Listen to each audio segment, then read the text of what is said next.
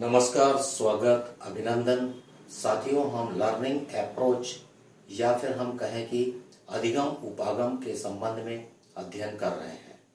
और आप सभी जानते हैं कि जितने भी विद्यार्थी होते हैं या शिक्षार्थी होते हैं वे भिन्न भिन्न तरीकों से सीखने का कार्य करते हैं।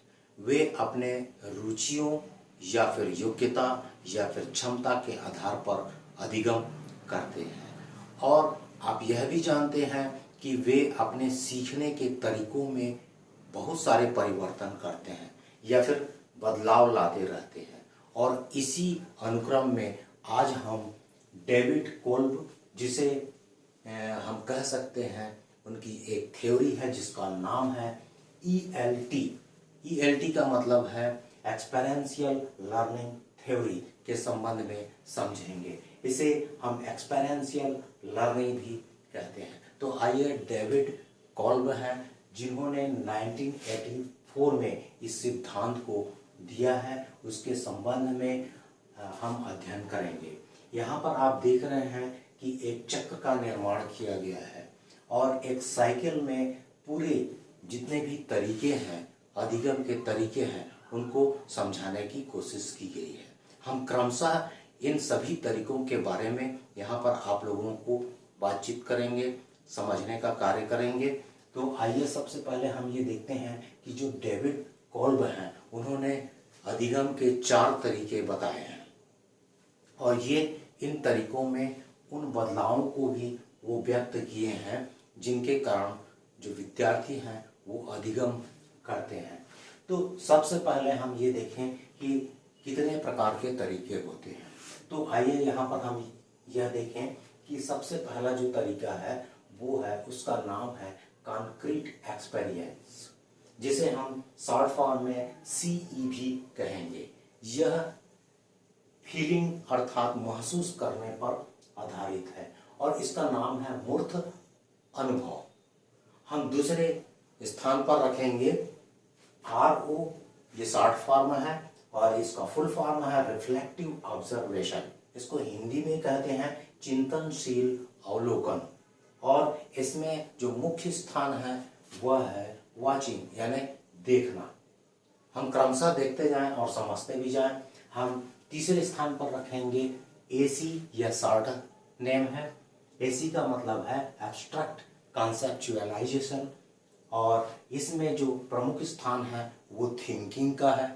थिंकिंग यानी सोचना, और इसे हिंदी में कहते हैं अमूर्त अवधारणा।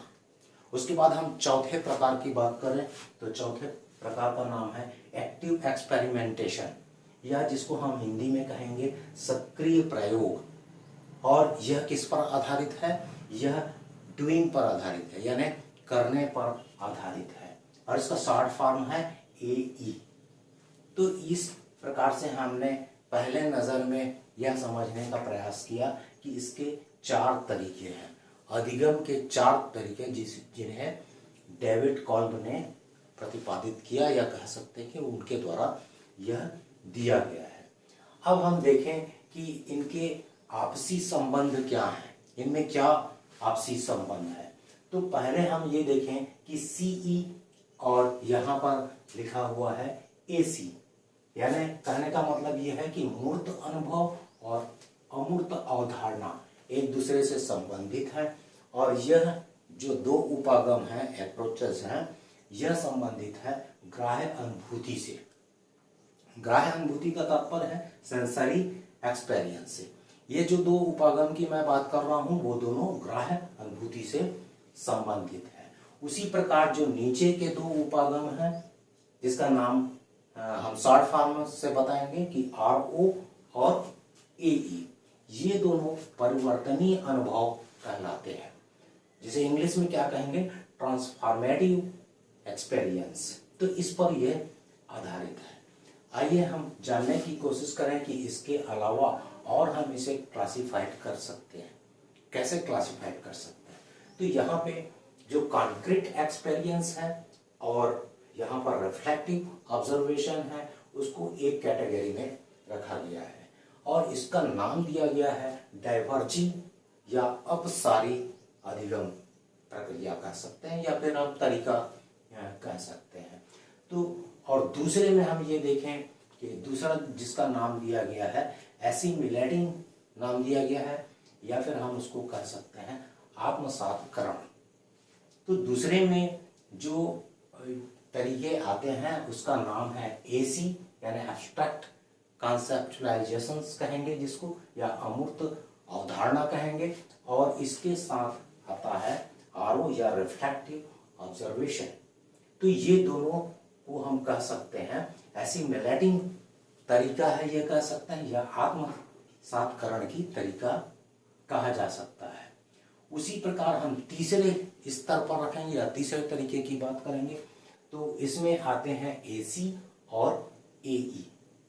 और एसी और एई को हम यदि हम कहें तो उन्हें कहेंगे कन्वर्जिंग या अभिसारी तरीका। तो ये हो गया तीसरे नंबर का। तो इस प्रकार ये आपस में संबंधित हैं। तो 3 तरीके हमने अभी तक आपको बताए हैं। अब चौथे तरीके की बात करते हैं। चौथे तरीके में आएंगे सीई और यहाँ पर एई।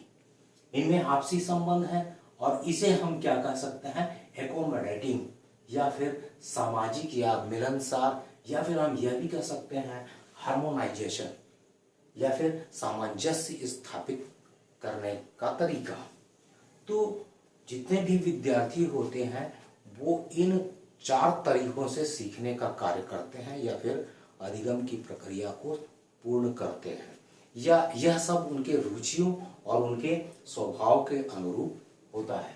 तो आइए हम देखें कि इसमें ट्रांसफॉर्मेशन कैसे होता है, बदलाव कैसे होता है, परिवर्तन कैसे होता है, या फिर हम इनके लक्षणों की बात भी यहाँ पर करना चाहेंगे। तो सबसे पहले हम ये देखें कि जो पहले नंबर में रखा गया है जो कि डाइवर्जिंग है और जिसको हमने सीई और आरओ कहा है, इनके क्या लक्षण हो सकते हैं। तो इसमें ये लक्षण हो सकते हैं कि जो शिक्षार्थी होते हैं या विद्यार्थी होते हैं वो देख करके महसूस करके सीखने का कार्य करते हैं, संवेदनशील तरीके से वे सीखते हैं, करने की अपेक्षा देखना ज्यादा पसंद करते हैं, सूचना एकत्रीकरण के द्वारा वो अधिगम करते हैं, कल्पना शक्ति का प्रयोग करते हैं और समस्या समाधान करते हैं, समूह में कार्य करने का चुनाव करते हैं, यानी जब भी वो कार्य करते हैं तो समूह में कार्य करते हैं, और व्यक्तिगत प्रतिपुष्टि प्राप्त करते हैं, यानी कि इंडिविजुअल फीडबैक वो प्राप्त करते हैं और उसके द्वारा सीखने का कार्य करते हैं। तो इस प्रकार हम देखते हैं कि जो अपसारी है उसमें जो विचार होते हैं वो विभिन्न बाहरी क्षेत्रों में जाते हैं या केंद्र से बाहर की ओर, इसको हम डाइवर्जिंग प्रक्रिया कह सकते हैं या अधिगम प्रक्रिया कह सकते हैं, और इसे अपसारी हिंदी में कहते हैं। हम दूसरे जो प्रकार की बात करेंगे, दूसरे तरीके की बात करेंगे, दूसरे प्रकार के उपागम की बात करेंगे। तो आइए हम देखते हैं, इसका नाम है एसिमिलेटिंग, और इसमें जो 2 प्रकार की तरीके आते हैं वो है एसी यानी थिंकिंग सोचने का कार्य, और यहाँ पर आप देखेंगे तो आरओ, तो इसको बोलेंगे रिफ्लेक्टिव ऑब्जर्वेशन जिसे हम वॉचिंग कहेंगे। तो इनमें अंतर संबंध क्या है कि इस प्रकार के जो होते हैं अधिगम, उसमें या शिक्षार्थी होते हैं वो किस तरीके से अधिगम करते हैं। तो आप देखेंगे कि वे देखना पसंद करते हैं और सोचना भी पसंद करते हैं, क्योंकि यहाँ पर वॉचिंग लिखा हुआ है और यहाँ पर थिंकिंग लिखा हुआ है। तो ये दोनों कार्य करते हैं, व्यक्तियों पर ध्यान नहीं देते हैं।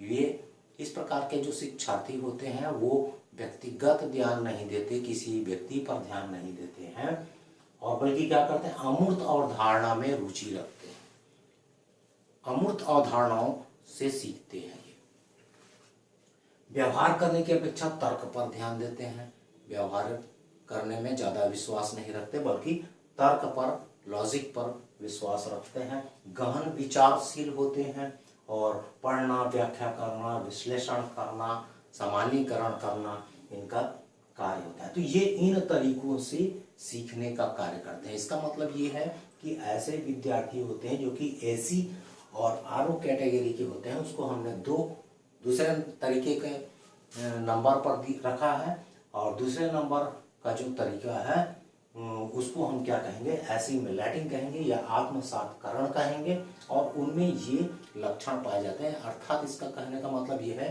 कि जो शिक्षार्थी हैं वो इन तरीकों से सीखने का कार्य करते हैं। आइए हम तीसरे की बात करें। तीसरे में जो आते हैं वो एसी कहेंगे, जिसका एब्स्ट्रैक्ट कॉन्सेप्चुअलाइजेशन कहते हैं, और जो थिंकिंग प्रधानता है। और दूसरा है एई, और एई को हम क्या बोलेंगे, सक्रिय प्रयोग करने वाले, प्रैक्टिकल बेस्ड है।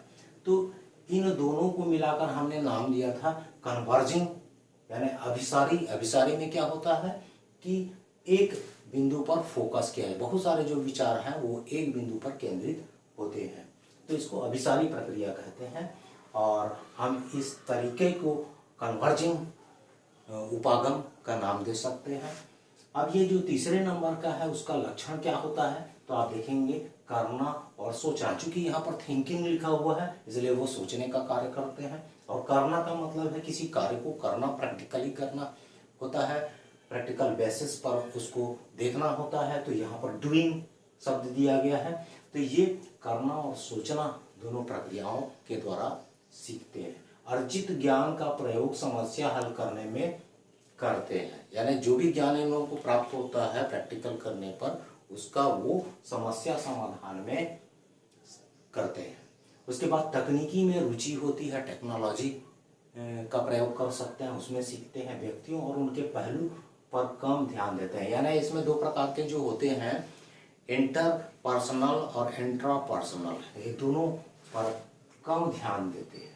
और इस प्रकार ये जो तीसरे नंबर का प्रकार है या तरीका है या उपागम है जिसको डेविड कॉल्ब ने बताया है, तो इस तरीके से कोई भी जो शिक्षार्थी है या विद्यार्थी है या स्टूडेंट्स है वो सीखने का कार्य करता है। अब हम आते हैं चौथे नंबर पर।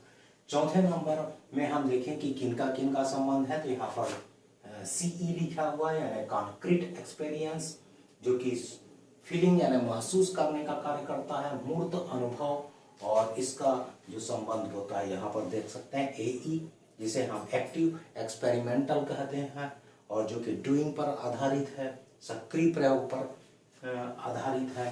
तो इन जो इस प्रकार का जो शिक्षार्थी होता है वह किससे सीखता है, हम उसका नाम रखे हैं यहाँ पर, जिसको बोल सकते हैं एकोमोडेटिंग प्रक्रिया से सीखता है, या हम कह सकते हैं कि वह मिलने जुलने में इंटरेस्ट रखता है और सामाजिक तौर पर सीखने का कार्य करता है। और यहाँ पर जो हम दूसरा नाम इसका दिए हुए हैं वो है हार्मोनाइजेशन, यानी कि सामंजस्य स्थापित करने से वो सीखता है। तो इनके जो लक्षण है उसको भी आइए हम जानने की कोशिश करें। तो इसमें जो होता है वो करना और महसूस करना होता है। क्योंकि आप देख चुके हैं कि एई में जो प्रमुख बिंदु यहाँ पर बताया गया है वो डूइंग है, यानी ये करके सीखते हैं, और उसी प्रकार इसका संबंध कहाँ पर है, सीई से है, तो वो किससे करते हैं, महसूस करके सीखते हैं। तो इन दोनों का वर्णन यहाँ पर दिया गया है। तो करना और महसूस करना हो गया। फिर इस प्रकार के जो शिक्षार्थी होते हैं वो तर्क की अपेक्षा स्व अनुभव से सीखते हैं, दूसरे के विश्लेषण का उपयोग करते हैं, एनालिसिस करके उसका उपयोग भी कर सकते हैं, नई चुनौतियों को पसंद करते हैं। ये समूह में कार्य करना और समूह के द्वारा किसी भी लक्ष्य को पूर्ण करना होता है, लक्ष्य निर्धारण और लक्ष्य प्राप्ति ये करते हैं। तो इसके द्वारा ये सीखने का कार्य करते हैं। तो इस प्रकार हम देखते हैं कि डेविड कॉल्ब ने जो एक्सपेरियंशियल लर्निंग थ्योरी दिया उसमें 4 तरीकों के बारे में उन्होंने यहाँ पर वर्णन किया है, और उन चारों वर्णन का हमने आपसी संबंधों का अध्ययन किया, और हम यह भी कह सकते हैं कि अलग अलग उनके क्या लक्षण हो सकते हैं उसको भी हमने यहाँ पर व्यक्त किया। यदि आप इसको समझने के लिए इस साइकिल का प्रयोग करेंगे तो एक प्रकार का आपके दिमाग में माइंड मैप बनेगा, और इन सभी बातों को, इन सभी लक्षणों को आप समझ सकते हैं और बहुत अच्छे ढंग से इसको लिखा भी जा सकता है। आप थ्योरेटिकल इसका डिस्क्रिप्शन कर सकते हैं, डिस्क्राइब कर सकते हैं। तो आज हमने डेविड कोल्ब के 4 तरीकों के बारे में आप सभी को बताया है, और अगले कालखंड में हम फिर से एक नए उपागम को लेकर के उपस्थित होंगे। तब तक के लिए आप सभी को धन्यवाद और नमस्कार।